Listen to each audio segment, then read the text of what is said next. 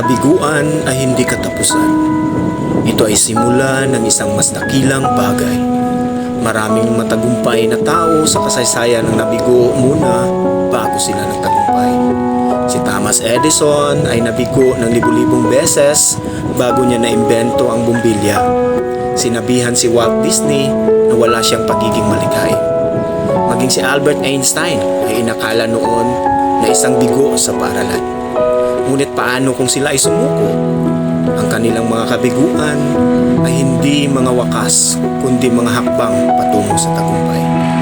Ang bawat pagkakamali, bawat hadlang ay naging aral na naglapit sa kanila sa kanilang mga pangarap.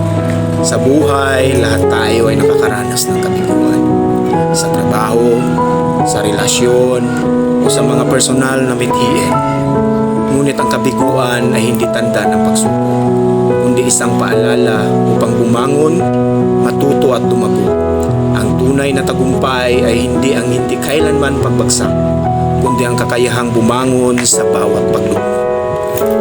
The Bible says in Galatians 6:9, kaya't huwag tayong magsawa sa paggawa ng mabuti, sapagkat sa takdang panahon tayo mag-ani kung hindi tayo susuko. Huwag matakot sa kabiguan. Yakapin ito, matuto mula rito, at gawin itong pundasyon ng iyong tagumpay.